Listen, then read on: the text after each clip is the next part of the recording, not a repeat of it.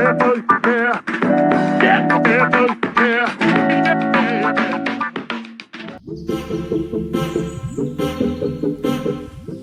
कल हम लोगों ने फाइबर्स के बारे में जाना था, क्या होता है। अब चलिए कुछ एग्जाम्पल देखते हैं फाइबर्स के। जो नंबर फर्स्ट एग्जाम्पल आपका फाइबर्स का है वो है कॉटन। तो देखिए इसमें एक लाइन दी हुई है, have you ever made wicks for oil lamps. Wicks क्या होता है? विक्स होता है बाती, जो दिया में बाती लगाई जाती है। उनमें पूछ रहे हैं क्या आपने कभी किसी दिया के लिए बाती बनाया है? तो आप उस बाती के लिए क्या यूज करते हैं जब बनाते हैं उसको? तो आप यूज करते हैं कॉटन, मतलब रुई, उससे आप बनाते हैं उसको, ठीक है। अब इसका यूज और कहाँ कहाँ पे होता है कॉटन का? इसका होता है जो गद्दे बनते हैं, मैट्रेसेस, क्विल्ट्स मतलब जो रजाइयाँ बनती हैं, पिलोज मतलब जो तकिए बनते हैं, ठीक है। अब देखिए एक्टिविटी के तौर पे इन्होंने थोड़ा सा बताया है, देखते हैं इसको। कहा है टेक सम कॉटन वूल, रुई की कुछ वूल लीजिए, ठीक है। Pull it apart and look at its edges, इसको खींचिए और इसके कोनों को, इसके किनारों को देखिए। व्हाट डू यू ऑब्जर्व, आपको क्या दिखा? The small thin strands that you see are made up of cotton fibres, जो उसके छोटे छोटे उसमें भी आपने देखा होगा धागे टाइप के होते हैं, उनको बोलेंगे हम लोग फाइबर, ना बोल के उनको बोलेंगे हम कॉटन फाइबर्स। क्या बोलेंगे? कॉटन फाइबर्स, ठीक। अब इसके बाद इनका एक क्वेश्चन है कि ये आया कहाँ से, ठीक है। It is grown in the field. अब ये आपको बता रहे हैं कि कॉटन फाइबर जो हमारा है वो खेतों में उगाया जाता है। कॉटन के प्लांट होते हैं जो उगाए जाते हैं कहाँ पे?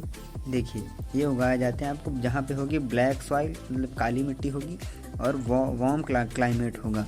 मतलब जहाँ पे भी कॉटन की खेती होती है वहाँ की जो सॉइल होगी वो कैसी होगी? ब्लैक होगी, और वहाँ का क्लाइमेट, वातावरण, मौसम कैसा होगा? गर्म होगा, ठीक। अब एक क्वेश्चन इन्होंने यहाँ पे दिया है, can you name some states of our country where cotton is grown. क्या आप कुछ स्टेट या कुछ राज्य के नाम बता सकते हैं जहाँ पे कॉटन उगाई जाती है, कॉटन की खेती होती है? तो ये आज आपका होमवर्क है, आपको लिखना होगा मिनिमम 5 स्टेट आपको लिख के दिखाना है जिनमें कॉटन की खेती होती है। अब चलिए आगे इसमें बढ़ते हैं। The fruits of the cotton plant, जो कॉटन का प्लांट होता है उसके जो फ्रूट होते हैं, क्योंकि हर प्लांट का कुछ ना कुछ फ्रूट होता है, तो कॉटन के प्लांट का जो फ्रूट होता है उसका नाम होता है कॉटन बॉल्स, ठीक है। ये जो इनका साइज होता है वो लगभग जो है वो लेमन के बराबर ही होता है, नींबू के बराबर होता है। जब ये पूरा बड़ा हो जाता है, मैच्योर हो जाता है, तो ये जो बॉल्स हैं ये फट जाते हैं, बस्ट हो जाते हैं, और इनके जो बीज हैं, ठीक है, वो कॉटन फाइबर से ढके हुए दिखते हैं हमको।